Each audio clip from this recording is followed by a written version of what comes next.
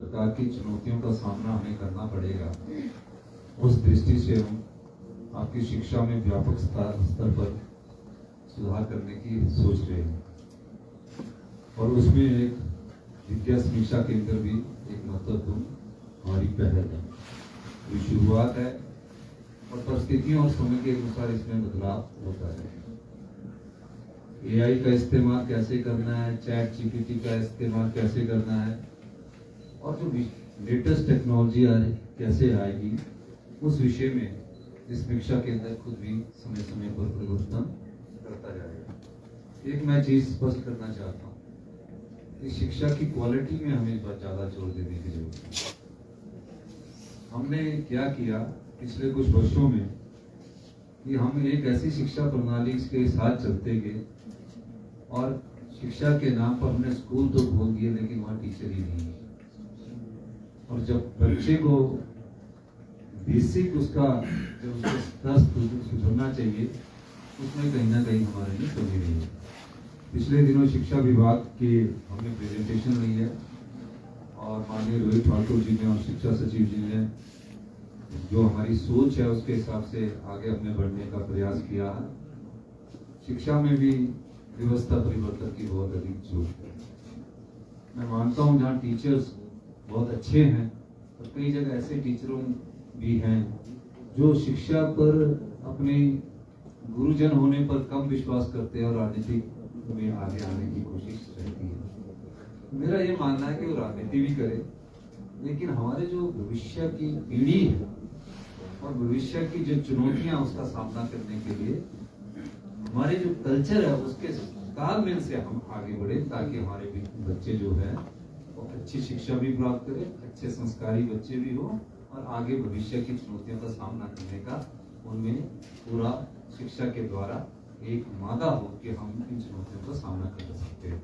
इसी दृष्टिकोण से मेरे और रोहित ठाकुर जी जब शिक्षा मंत्री बने तो हमने सबसे पहले ITI जो टेक्निकल हमारे इंस्टीट्यूशन थे, पॉलिटेक्निकल थे या इंजीनियरिंग कॉलेज थे या उसमें हमने 3 टेक्नोलॉजी का इस्तेमाल किया। AI का हमने पहला कोर्स बांद्रा में हाइड्रो इंजीनियरिंग कॉलेज बांद्रा में शुरू किया तो वहाँ हमने 60 सीटें निकाली। 60 में वहाँ काफी बच्चे आए। हाटकोटी जुपल में हमारा मशीन लर्निंग का कोर्स है। ये सब चीजें भविष्य की टेक्नोलॉजी की, डाटा स्टोरेज, ये सब भविष्य की टेक्नोलॉजी और बच्चों को इसके अंतर्गत हमें पढ़ाना भी पड़ेगा और इस टेक्नोलॉजी के साथ हमें चलना भी पड़ेगा।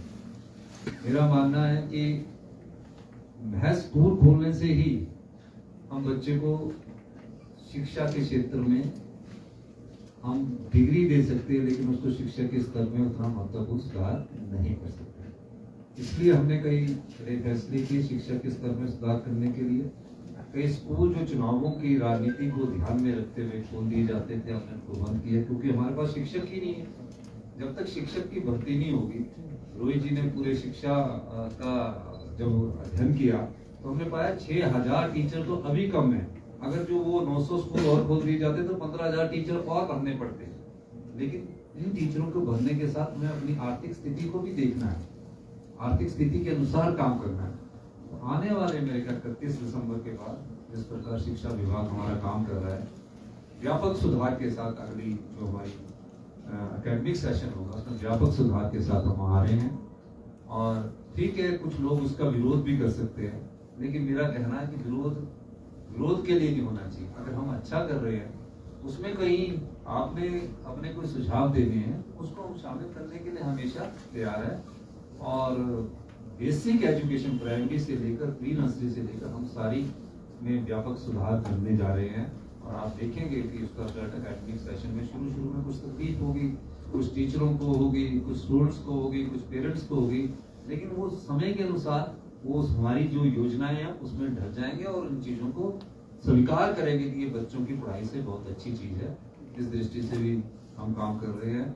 और मेरा ये मानना है कि अभी हमने शिक्षा सचिव जी से बात की है कि 200 टीचर्स को जैसे लर्निंग के लिए एक्सपोजर टूर हम भेजना चाह रहे हैं सिंगापुर और यहाँ। तो जल्दी उन टीचरों के हम बैच वाइज पहले बैच में कितने जाएंगे, दूसरे बैच में कितने जाएंगे और जो हमारे स्कूल ऑफ एक्सेलेंस बन रहे हैं उसमें भी हम आने वाले एकेडमिक सेशन से 3 महीने में हमें बहुत काम करना है और आप सब लोगों का सहयोग चाहिए, आप सब लोगों का सहयोग चाहिए, ताकि आने वाले हम 5-7 साल में देखें कि हमारे झारखंड में जो बच्चे पिछड़ रहे थे वो पूरे हिंदुस्तान में नंबर 1 स्थान पर आए। इस दृष्टि से और स्कूल का कैंपस भी सुंदर होना चाहिए। तो हम Rajiv Gandhi day boarding school बना रहे, बनेंगे धीरे धीरे, लेकिन एक सोच को हम विकसित कर रहे हैं, 10-15 साल लगेंगे। और जो अटल हमने विद्यालय खोले हैं 3, उनको भी कंपटीशन के लिए हम पैसा दे रहे हैं, ताकि आने वाले समय में उनका कैसे ऑप्टिमम यूज कर सके, उस दृष्टि से भी हमारे काम कर रहे हैं। गेस्ट फैकल्टी लेक्चर्स की अब शुरुआत कर रहे हैं कि जो अच्छे नेट सेट क्वालिफाई है उनको अगर कॉलेज में है, स्कूल में पढ़ाना है, उन सब चीज़ों की हम कोशिश कर रहे हैं। तो शिक्षा में आने वाले समय में 1-2 साल में व्यापक सुधार देखेंगे, लेकिन उसमें सबसे ज़्यादा सहयोग हमें शिक्षा के अध्यापकों का चाहिए, पेरेंट्स का चाहिए और हमारे प्रशासनिक अधिकारियों का चाहिए, तभी हम इसमें सुधार कर सकते हैं। नहीं तो ये रूटीन शिक्षा है, आप सुबह 9:30 बजे आएंगे, 4:30 बजे छुट्टी से पहले चले जाएंगे, आपने जो पढ़ाया आप चलेंगे। इस रूटीन से आप ना तो अपनी जो सैलरी है उसको जस्टिफाई कर रहे हैं और ना ही आप अपने बच्चों के प्रति जाग सजग है। तो मेरा कहना है कि हमको सब लोगों को एक दायित्व बनता है, सभी हिमाचल वासियों का, कि हम एक ऐसी शिक्षा प्रणाली विकसित करें जिससे हिमाचल का युवा कहीं भी खड़ा होकर छाती ताक कर कह सके कि मैं इस गवर्नमेंट स्कूल से पढ़कर आया हूँ। और जैसे कि हम भी गवर्नमेंट स्कूल से पढ़े हैं, आज हम मुख्यमंत्री के कुर्सी पर पहुंचे हैं, तो कोई ऐसी किसी भी विद्यार्थी में ऐसी कोई कमी नहीं होती, लेकिन थोड़ी बहुत जब लापरवाही बरती जाती है तो थोड़ा नुकसान होता है और धीरे धीरे ये नुकसान बड़ा हो जाता है। इन्हीं शब्दों के साथ मैं एक बार फिर से विद्या शिक्षा केंद्र के जो सभी लोग हैं, सभी